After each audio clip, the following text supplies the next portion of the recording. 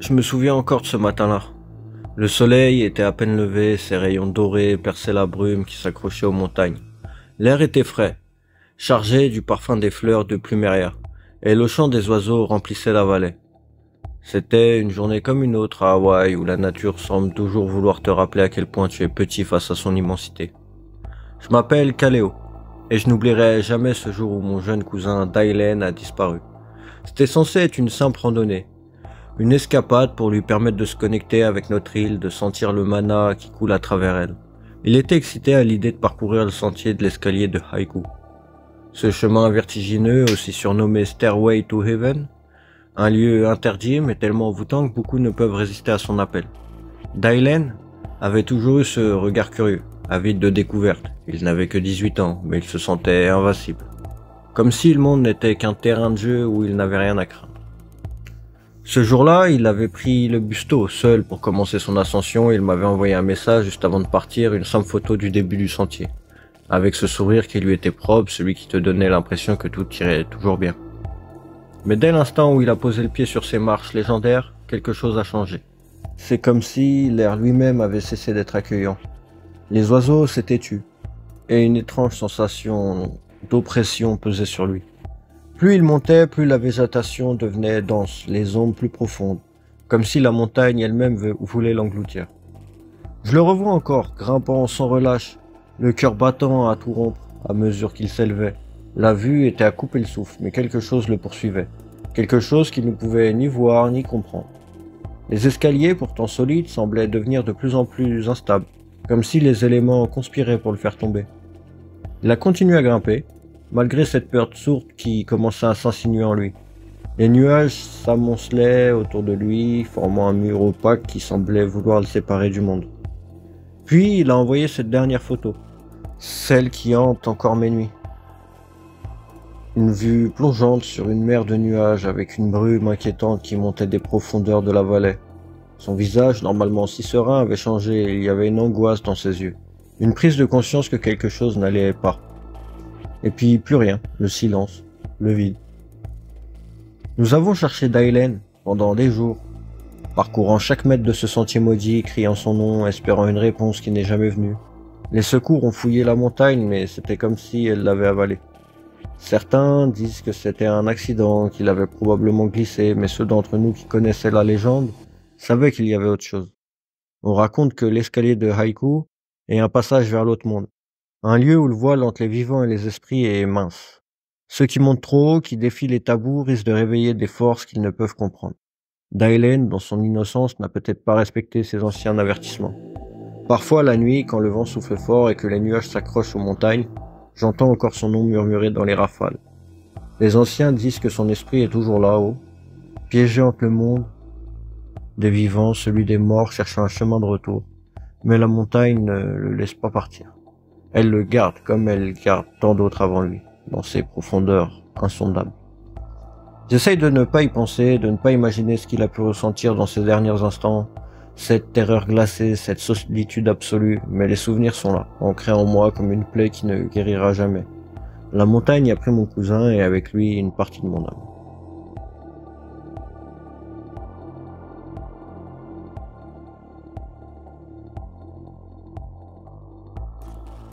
Il y a des souvenirs que l'on préfère ne jamais évoquer. Des chapitres de la vie qui s'écrivent dans le sang, la douleur et les ombres. Mon histoire commence dans un lieu dont le nom seul inspire la terreur à ceux qui connaissent son passé. Kalaupapa, une colonie isolée sur l'île de Molokai. Pour ceux qui y vivaient, c'était une prison, une malédiction, un lieu où l'espoir venait mourir. Moi, je m'appelle Kaale. Et j'étais l'un des nombreux condamnés à passer mes jours dans ce lieu maudit. On ne nous appelait pas malades, ni patients, mais lépreux. Les villageois nous craignaient, nous fuyaient, comme si notre présence seule pouvait attirer le courroux des dieux. On disait que la lèpre était une punition divine avec une affliction pour des péchés que nous ne comprenions pas. Mais en vérité, la véritable malédiction n'était pas la maladie en elle-même, mais bien l'exil à Kalaupapa. J'avais à peine 20 ans quand j'ai été diagnostiqué. On m'a arraché à ma famille, à mon village, pour me jeter dans cet endroit reculé, entouré de falaises et de l'océan impitoyable. Aucun chemin pour s'enfuir, aucune chance de retour. Nous étions piégés, laissés pour morts dans cette terre désolée. La vie à Kalaupapa était un cauchemar réveillé. Les journées se traînaient dans une douleur sourde, les corps des malades se décomposaient lentement et la mort devenait un visiteur familier. Mais ce qui hantait le plus, ce n'étaient pas les souffrances physiques, mais les murmures incessants, les ombres qui rôdaient la nuit et ce sentiment oppressant d'être observé par des forces que nous ne pouvions pas voir. Les anciens habitants de la colonie parlaient de Kapuke Aqua, les interdits sacrés des dieux. Ils disaient que cette terre était maudite bien avant que nous y soyons envoyés. Certains affirmaient entendre des chants anciens portés par le vent, des voix fantomatiques qui chuchotaient dans une langue oubliée la nuit. Quand les brumes descendaient des montagnes, ces voix semblaient se rapprocher, jusqu'à entourer nos cases, nous murmurant des promesses de délivrance ou de la damnation. Il y avait une vieille femme, Mama Nui, qui connaissait toutes les histoires de l'île. Elle disait que Kalaupapa était autrefois un lieu de sacrifice, que les anciens y avaient versé le sang pour apaiser les esprits furieux. Ces esprits, affirmait-elle, n'avaient jamais été satisfaits, ils réclamaient encore des âmes. Et c'était pour cela que nous étions là, des offrandes vivantes pour des dieux oubliés. Les nuits étaient les pires, je me souviens d'une en particulier. La lune était cachée derrière un épais voile de nuages et tout était plongé dans une obscurité totale. Le silence, d'abord apaisant, devint bientôt oppressant, lourd de non-dits. Puis les murmures commencèrent. Au début, je pensais que c'était le vent. Mais les chuchotements devinrent plus clairs, formant des mots que je ne comprenais pas, mais qui résonnaient dans ma tête comme une prière maudite. Je n'étais pas seul cette nuit-là. D'autres résidents ont également entendu la même voix, et certains ont vu des silhouettes traverser la brume. Des ombres humaines, mais plus grandes, plus imposantes. Elles semblaient flotter au-dessus du sol, glissant silencieusement parmi les cabanes. Les plus courageux osèrent s'approcher, mais ce qu'ils trouvèrent les pétrifia d'effroi. Là où les ombres s'étaient arrêtées, le sol était humide. Non pas de la rosée du matin, mais d'un liquide sombre, épais, qui semblait sortir de la terre, des entrailles de la terre elle-même. Nous avons tenté d'en parler au père Damien, ce prêtre qui avait choisi de vivre parmi nous. Mais même lui ne pouvait nier que quelque chose d'étrange se passait. Il bénissait nos habitations, priait pour nos âmes, mais cela ne suffisait pas à éloigner les ombres. Les esprits étaient en colère et nous ne savions pas comment les apaiser. Avec le temps, certains de mes compagnons disparurent. On disait qu'ils avaient succombé à la maladie, mais leur corps n'était jamais vraiment retrouvé. D'autres affirmaient les avoir vus marcher dans la nuit, suivant ces ombres vers la falaise avant de se jeter dans l'océan. Leurs cris étouffés par les vagues. La colonie devenait un lieu où la réalité et le cauchemar se confondaient. On ne savait plus trop ce qui était vrai et ce qui n'était qu'une hallucination collective causée par tout notre désespoir. Moi-même, j'ai frôlé la folie. J'entendais ces voix, même en plein jour. Je voyais ces ombres me suivre, se rapprocher de moi à chaque pas. Je n'avais nulle part où fuir, nulle part où me cacher. La seule solution, pensais-je, était de me jeter à leur merci. De les rejoindre dans cette danse macabre vers les falaises. Peut-être alors trouverais-je la paix que cette colonie me refusait. Mais une nuit, alors que je me tenais au bord du précipice, prêt à sauter, j'ai senti une main sur mon épaule. C'était Mama Nui. Ses yeux étaient fatigués, mais elle souriait doucement. Elle me dit que la seule façon de rompre le cycle, de mettre fin à la malédiction, était de ne pas céder à la peur. De rester debout, même face aux ténèbres. Elle me conduisait loin du bord, et ensemble nous avons prié pour les âmes perdues, pour les esprits en colère et pour notre salut. Je n'ai jamais su si les ombres étaient réelles ou si elles avaient été le fruit de notre souffrance collective. Mais je sais que Kalaupapa n'était pas seulement une colonie de lépreux. C'était un lieu où les vivants et les morts cohabitaient, où le passé refusait de mourir et où les esprits cherchaient encore la rédemption. Aujourd'hui, je raconte cette histoire pour que personne n'oublie tout ce que nous avons enduré et pour que les ombres de Kalaupapa ne trouvent jamais d'autres victimes à hanter.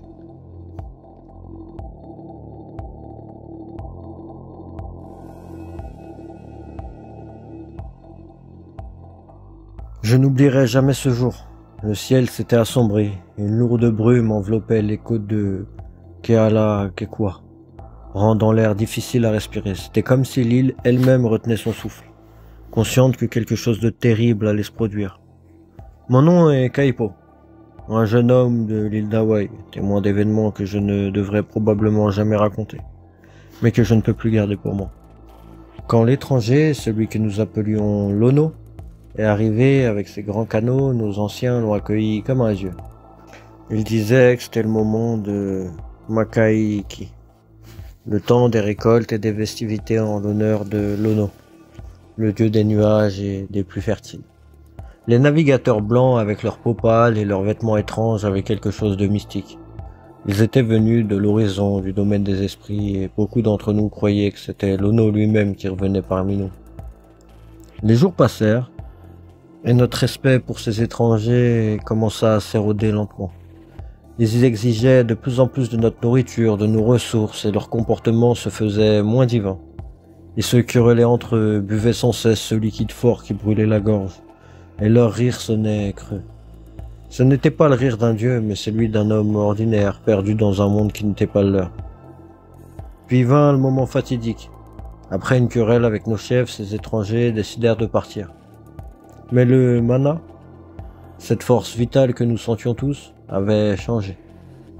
Quelque chose de sombre pesait sur leurs canaux alors qu'ils quittaient notre baie. L'océan, autrefois calme, commença à se soulever comme s'il voulait les engloutir.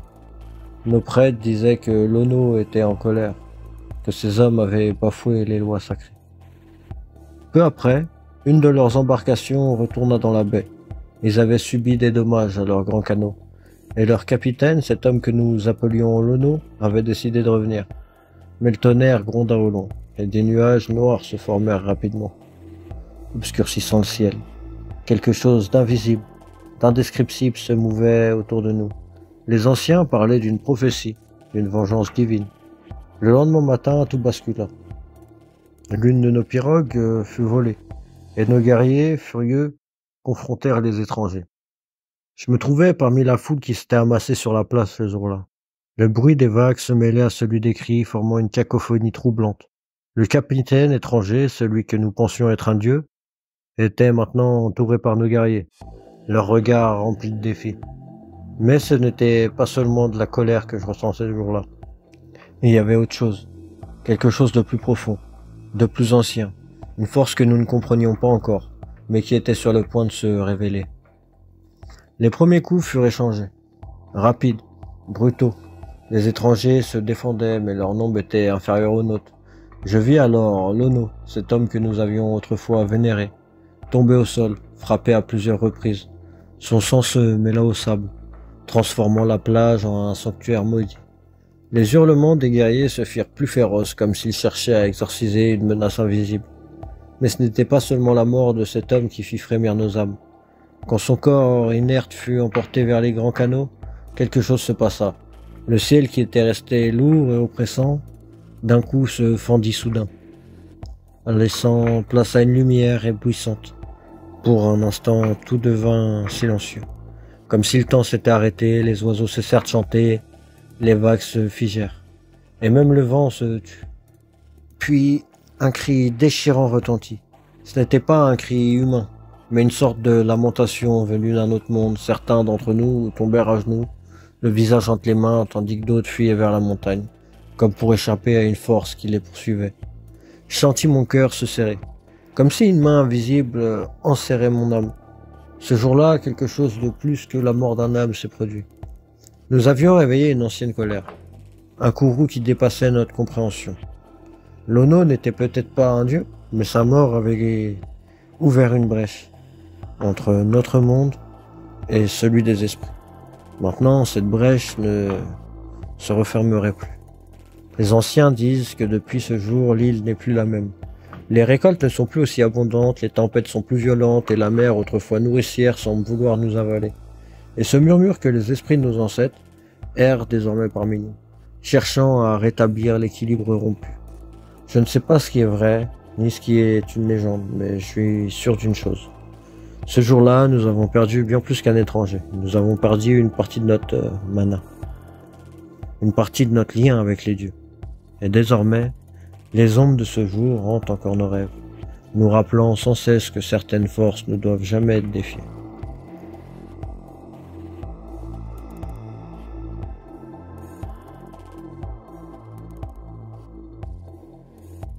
Bonjour à tous, je suis un membre de la famille Robinson. et je vais vous emmener aujourd'hui dans un voyage fascinant à travers les mystères de l'île de Niue. Cette île, que nous possédons depuis 1864, est entourée de mystères et de légendes qui se sont transmises de génération en génération. Accrochez-vous car derrière la beauté tranquille de Niue se cachent des histoires troublantes et des événements inexplicables. Lorsque mon ancêtre, Henri Robasson, a acquis Niue, il voyait en elle un havre de paix et un lieu de prospérité pour notre famille. L'île, surnommée l'île interdite, est la plus petite des îles principales d'Hawaï, mais elle possède un charme brut et sauvage. La vue est à couper le souffle, avec ses plages immaculées et ses paysages volcaniques impressionnants, mais ce que nous avons découvert après notre arrivée était bien plus complexe que tout ce que nous pouvions imaginer. L'une des premières choses qui nous a frappés fut la maison que nous avions construite pour nous établir. Dès que nous y avons emménagé, des phénomènes étranges ont commencé à se produire. Les portes se fermaient et s'ouvraient seules. Des bruits de pas étaient audibles dans les couloirs et une sensation de malaise persistait, surtout la nuit. Une nuit, ma femme et moi avons été réveillés par des cris étouffés et des murmures indéchiffrables. En enquêtant, nous avons découvert que les fondations de la maison reposaient sur un site ancien. Les légendes locales parlaient de ce lieu comme étant un ancien heiau, un temple sacré où des rituels avaient été pratiqués.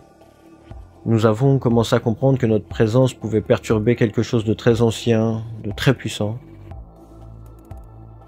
Au fil des années, nous avons également été confrontés à des disparitions mystérieuses.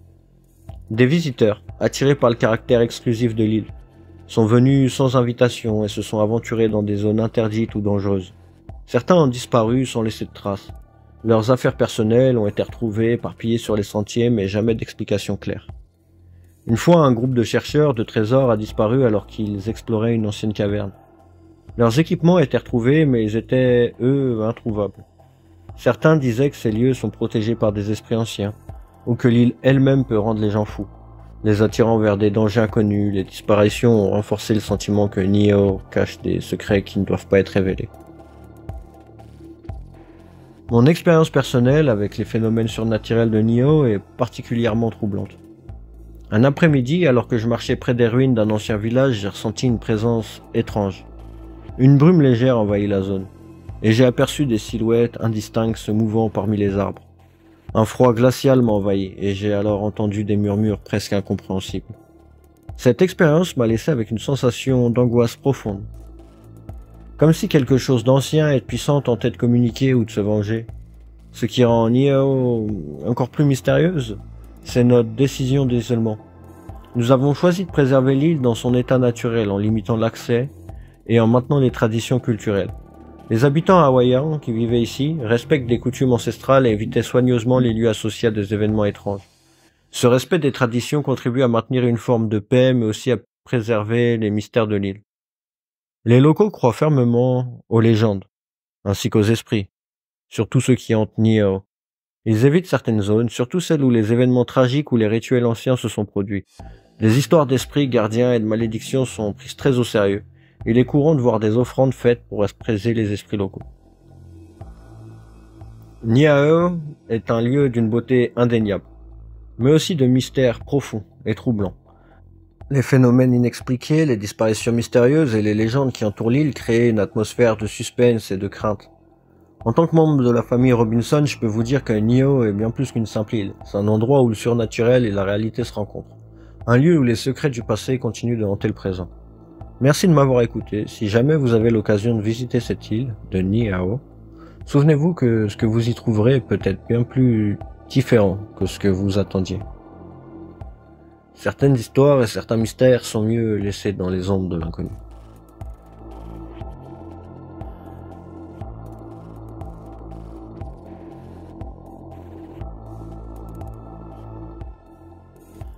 Je suis ce que les autres ne voient pas.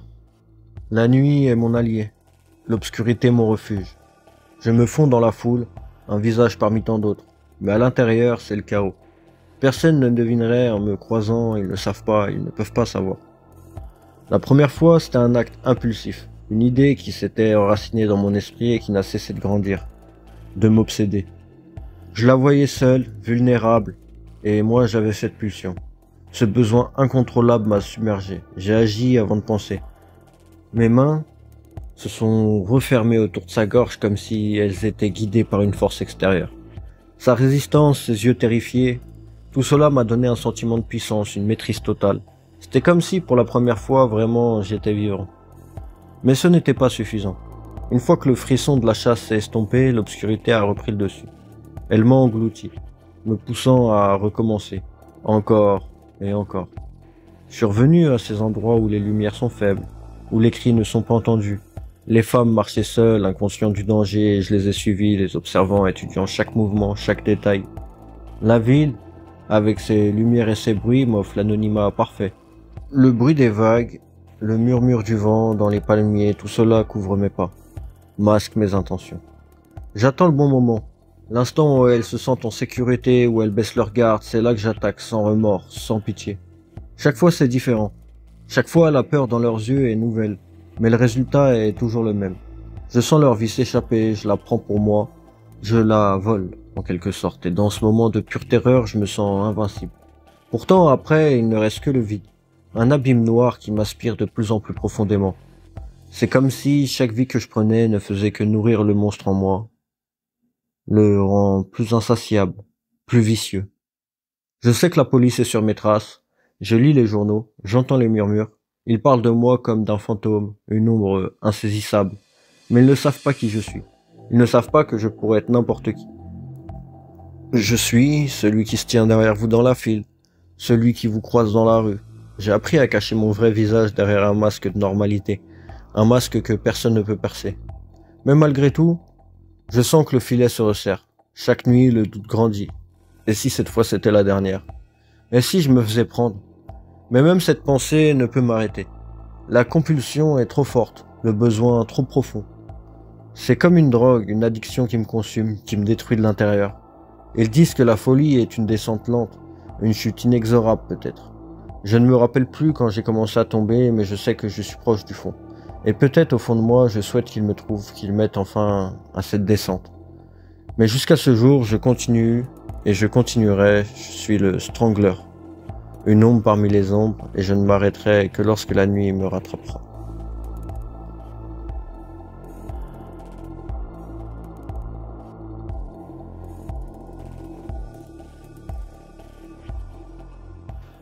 Il y a des histoires à Hawaï qui ne s'oublient jamais, des légendes si puissantes qu'elles semblent prendre vie à chaque coin de l'île. La plus redoutée sans doute est celle de Peul, la déesse du feu et des volcans. On dit qu'elle règne sur les îles avec une fureur volcanique surveillant jalousement chaque grain de lave, et si vous osez lui voler un morceau de son royaume, vous en payerez le prix. Je ne croyais pas vraiment à toutes ces histoires, elles ressemblaient à des avertissements pour touristes, des mythes inventés pour dissuader les gens de rapporter des pierres volcaniques en souvenir. Pourtant, après avoir entendu de nombreux récits d'étranges phénomènes, je me suis plongé dans cette légende, et ce que j'ai découvert a fini par me glacer le sang. Mon histoire commence il y a quelques années lors de ma première visite à Big Island. J'avais entendu parler de la malédiction de Peul. Cette croyance que quiconque emporte des roches volcaniques depuis ces terres est condamné à subir malheur et désastres jusqu'à ce qu'il les retourne. Je n'y prêtais pas vraiment attention. Ce n'était que des pierres après tout, n'est-ce pas? L'un des premiers récits que j'ai entendus concernait un couple de touristes. Il était tombé sous le charme des sables noirs de Punalau Beach. Et sans réfléchir, ils avaient glissé quelques pierres dans leur sac pour les ramener chez eux. À leur retour, tout avait commencé à aller de travers. Des accidents inexplicables se produisaient, leurs appareils électroniques se brisaient sans raison, et un étrange malaise planait constamment dans leur maison. Le pire fut quand un incendie détruisit le domicile, ne laissant que des cendres et des souvenirs calcinés. Effrayés, ils renvoyèrent directement les pierres à Hawaï avec une lettre d'excuse. Peu après, toute cette série de malheurs s'arrêta aussi sédinement qu'elle avait commencé. Peut-être une simple coïncidence, pensai-je. Mais plus j'écoutais, plus les récits se faisaient troublants. Il y avait cette histoire d'un homme, un géologue qui ne croyait pas aux légendes. Il avait emporté un morceau de lave de Kilauea pour l'étudier. Sa santé se détériora brutalement après cela. Hospitalisé, il raconta avoir des cauchemars dans lesquels une femme en robe rouge apparaissait dans des flammes, le fixant avec des yeux perçants et emplis de rage. Il était terrifié. Peu après, il renvoya toutes les pierres à Hawaï, et étrangement, sa condition s'améliora. Je commençais à sentir l'angoisse monter en moi. Ces histoires semblaient réelles et la peur s'est intensifiée. Quand j'ai rencontré Nani, une résidente de l'île qui m'a raconté sa propre expérience. Son cousin, Kalani, avait autrefois défié les avertissements, prenant plusieurs pierres volcaniques lors d'une randonnée au sommet de Mauna Loa. Quelques semaines plus tard, Kalani perdit son emploi, eut un grave accident de voiture et sa maison fut frappée par la foudre. Une chose hyper rare à Hawaï, comme vous pouvez l'imaginer. Nani était persuadé que Pelé réclamait justice. Il n'a trouvé la paix qu'après avoir rendu les pierres, les abandonnant à un temple dédié à la déesse. L'histoire la plus troublante, cependant, est celle que mon ami Keoni, lui, n'était pas superstitieux et lors de nos excursions, il avait ramassé une petite pierre de lave pour voir si la malédiction était vraie. Une simple bravade. En tout cas pour lui, il l'a emporté chez lui, convaincu qu'il ne se passerait rien. Et les premières nuits étaient calmes, mais au bout. Au bout de la troisième, il a commencé à entendre des sons bizarres dans sa maison. Un craquement, des voix étouffées comme des murmures de colère. Puis un soir, lorsqu'il était chez lui, tout seul, il m'a appelé en panique. « Elle est là !» m'a-t-il dit au téléphone, la voix tremblante. Il parlait de Peul. Il la voyait dans le reflet de son miroir, une silhouette féminine vêtue de rouge, son visage illuminé par les flammes. Il la sentait partout, dans chaque recoin sombre de sa maison, surveillant le moindre de ses mouvements. Keoni n'était plus le même. Ses yeux étaient cernés, son esprit tourmenté. Nous avons retourné les pierres ensemble au bord du volcan de Kilauea. Dès lors, les manifestations ont cessé, mais Keoni n'a jamais vraiment retrouvé la sérénité. La malédiction de Peul est bien plus qu'un avertissement. C'est un rappel que certaines forces sont au-delà de notre compréhension. Depuis, je ne prends plus ces légendes à la légère. Je me souviens d'une dernière rencontre étrange, quelques jours après avoir rendu les pierres de Keoni. Je marchais seul près du cratère Alameauau, et on dit que Pelé réside encore aujourd'hui près de ce volcan. Il faisait nuit, le vent s'était levé, et soudain au loin j'ai vu une femme marcher. Elle portait une robe rouge. Ses cheveux étaient noirs comme la lave refroidie. Et elle avançait tranquillement sur le bord du cratère, disparue aussi vite qu'elle était apparue. Certains disent que Pell prend différentes formes. Parfois, elle est une belle jeune femme, parfois une vieille dame courbée. Mais peu importe sa forme. Elle veille sur son territoire avec une vigilance impitoyable. Les touristes continuent de recevoir des avertissements, mais les plus téméraires ou les plus insensés bravent encore la colère. Alors, si jamais vous vous trouvez à Hawaï et que vous vous tenez près de ces volcans, souvenez-vous de ceci.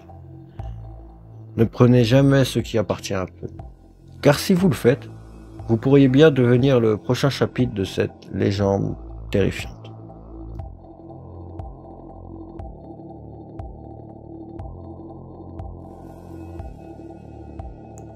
C'était une nuit comme les autres à Hawaï.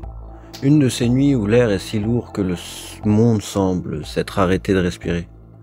J'étais sur l'île d'Oahu, dans un petit village en bord de mer, tout semblait calme, mais sous cette tranquillité, une histoire ancienne murmurait dans les veines de l'île, une histoire de terreur qui ne m'avait jamais réellement touché, jusqu'à cette nuit. On m'avait souvent parlé des Night Marchers, les Ukaipo, des guerriers fantomatiques qui parcourent l'île lors de nuits sombres. Les anciens disaient qu'ils marchaient en rang serré, toujours à la même heure, et que si jamais tu croises leur chemin, mieux vaut prier pour que tu ne sois pas vu. J'ai toujours pensé que c'était des contes pour enfants, jusqu'à ce soir-là. Il était environ minuit, la lune se levait lentement, rendant l'océan argenté, un vent léger soufflait à travers les palmiers. Je m'étais aventuré seul sur un sentier escarpé, à flanc de falaise, celui qu'on appelle le chemin des esprits.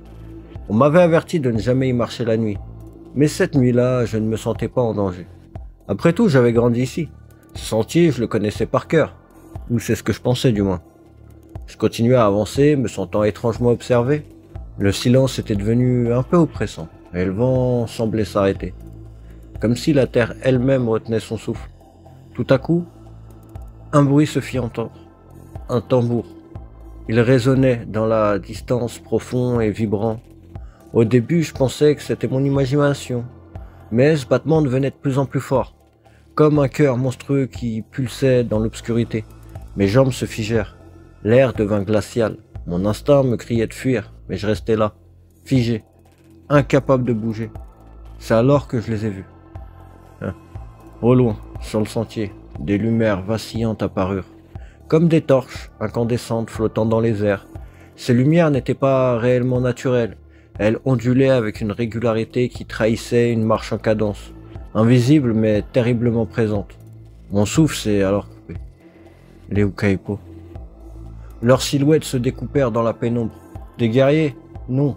Des ombres massives, portant des armes anciennes, des casques emplumés, avançant sans un bruit, hormis le battement sourd de ce tambour infernal. Je savais que ce n'était pas possible, que ce n'était qu'une légende, mais tout en moi hurlait que je devais les fuir. Ils se rapprochaient lentement, mais sûrement. Je pouvais presque sentir l'odeur de la merde et du sang qui émanait d'eux. Mes mains tremblaient, je m'étais mis à genoux me rappelant un conseil ancien. Ne jamais, jamais regarder les Night Marchers dans les yeux. Si tu les vois, baisse la tête, reste immobile et prie qu'ils t'ignorent. Le tambour résonnait maintenant dans ma poitrine. Mon cœur battait à l'unisson avec leur marche funèbre. Ils étaient tout près. Je sentais leur présence peser sur moi. Comme une force surnaturelle, écrasante, mon corps ne m'appartenait plus.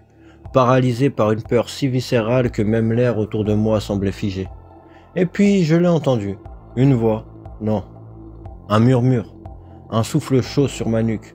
Mais il n'y avait personne derrière moi. Les Ukaipo approchaient et ce murmure s'intensifiait, comme si les esprits eux-mêmes se moquaient de moi, chuchotant des mots dans une langue oubliée, des mots que mon esprit ne comprenait pas mais que mon âme semblait reconnaître. L'un d'eux s'arrêta devant moi. Le sol trembla légèrement sous ses pieds fantomatiques. Je pouvais sentir son regard sur moi brûlant à travers mes paupières fermées. J'ai senti mon cœur s'arrêter un instant. Mon sang était glacé. Et puis... rien. Un vent glacial souffla, balayant la terre. Le tambour cessa aussi soudainement qu'il avait commencé. L'air s'était adouci, le silence était revenu, mais il n'avait plus rien de rassurant. Lentement, j'ai osé ouvrir les yeux. Il n'y avait plus rien. Plus de torches, plus de tambour, juste la mer, noire et silencieuse, battant doucement contre les falaises. J'étais en vie, ils m'avaient ignoré. Mais je savais maintenant que les Night Marchers n'étaient pas qu'une légende. Ils marchaient vraiment dans la nuit, guidés par une ancienne colère, une puissance que nous, simples mortels, ne pouvions comprendre. J'étais passé à un souffle de l'autre monde, et j'avais échappé au pire. Alors si un jour vous venez à Hawaï et que vous vous aventurez dans ces montagnes ou le long de ces plages, rappelez-vous de ceci. Quand le vent s'arrête et que la nuit devient étrangement silencieuse, ce n'est pas parce que le monde dort, c'est parce que les esprits des anciens guerriers marchent encore. Et si vous entendez ce tambour dans le lointain, priez de ne jamais croiser leurs regards, car les Night Marchers ne laisseront jamais de témoins derrière eux.